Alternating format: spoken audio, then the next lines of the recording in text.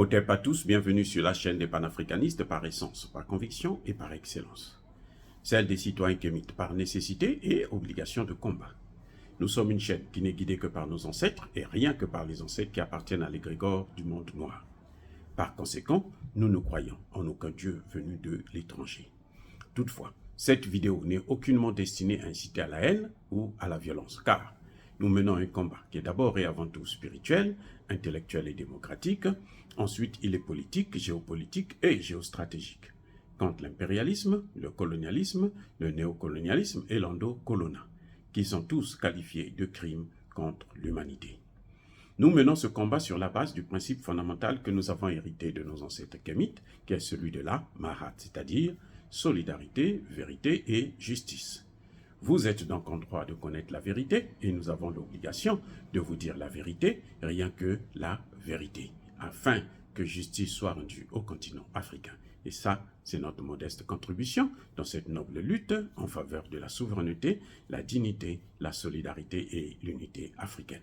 C'est exactement ça que nous appelons le panafricanisme. Bien-aimés frères et sœurs, le Bénin fait son mea culpa. Le Bénin avoue son erreur. Le Bénin comprend qu'il s'est tiré une balle dans le pied. Parce que le port du Bénin qui était alimenté par les produits venant ou sortant allant plutôt au Niger, n'a plus d'activité. Et c'est l'argent en moins. C'est une grosse manne financière qui s'envole, qui va au Togo, qui va en Guinée. Eh oui, c'est ça les gars. Quand on veut suivre les Occidentaux, c'est ça le prix. Et cet argent, malheureusement, la France ne ose même pas compenser ça.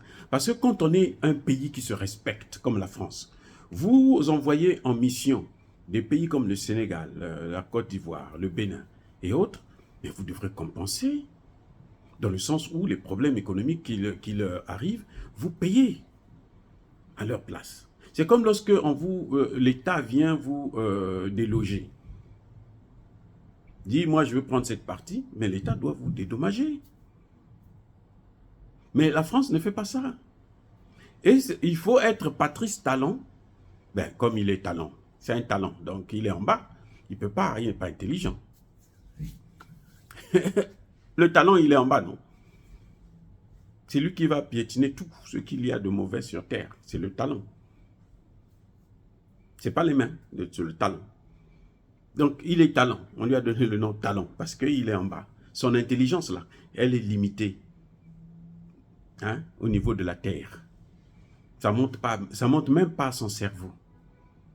Il faut être Patrice Talon pour que tu puisses exécuter de telles sanctions, sachant que c'est une perte énorme pour ta population. Les Français se battent pour leurs intérêts et toi, tu te bats pour les intérêts de la France contre tes propres intérêts. Mais ça dit que c'est incroyable.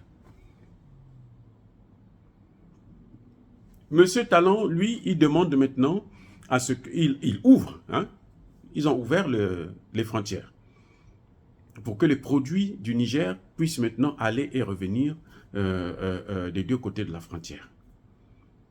Et ils pensent que c'est comme ça que ça se passe aussi simplement.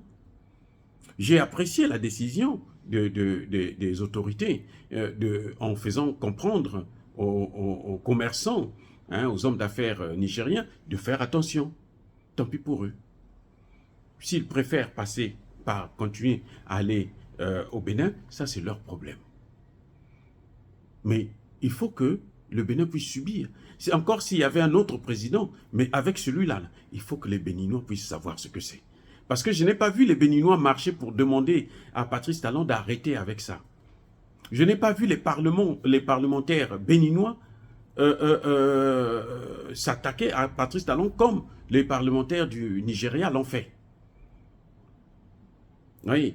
Donc, je crois que M. Patrice Talon doit savoir une chose.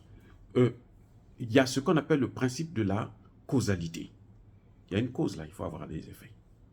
Et qu'ils sachent que les sanctions se retournent toujours contre celui qui les applique. Les sanctions se retournent toujours contre celui qui les applique. Le cas le plus flagrant, c'est celui des sanctions contre la Russie en Ukraine. Ces sanctions-là sont revenues, ça a bousillé, je dis bien bousillé, toutes les économies européennes. Toutes. Pas une, il n'y a pas une, pas deux, non.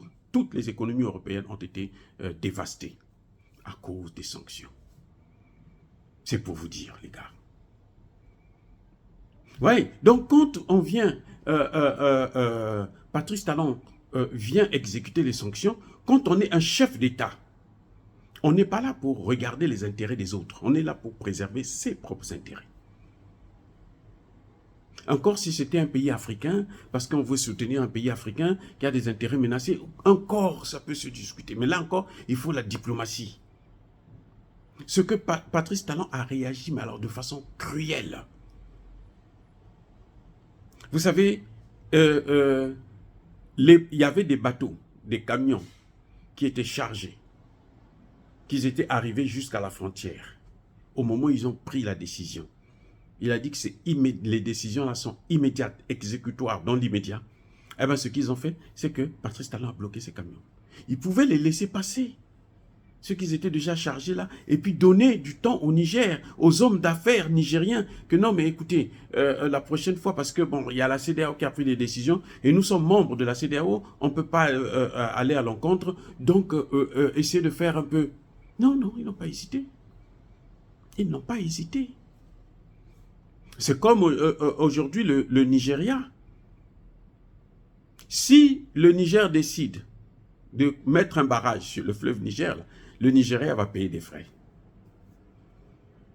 Mais le Nigeria qui coupe l'électricité, le Nigeria peut aussi, a le droit de jouir de ce fleuve, jusque ça passe chez lui. De son côté, il fait ce qu'il a à faire. Voilà comment les gens réfléchissent pour les intérêts de ceux qui nous ont pris en esclavage, qui nous ont colonisés. C'est incroyable d'en arriver à ce niveau-là. Vous voyez, Patrice Talon est devenu, c'est-à-dire que c'est lui-même qui demande maintenant, ah non, vraiment, il faut revenir. Il se met à genoux, venez les hommes d'affaires, venez. Mais il y a certains hommes d'affaires qui ont déjà changé de direction,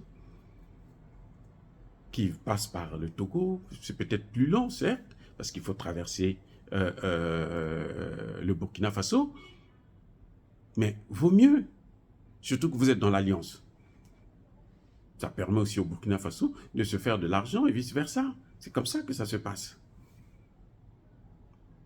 Vous voyez, il y a une situation qui est incroyable et intolérable chez nous, les Africains.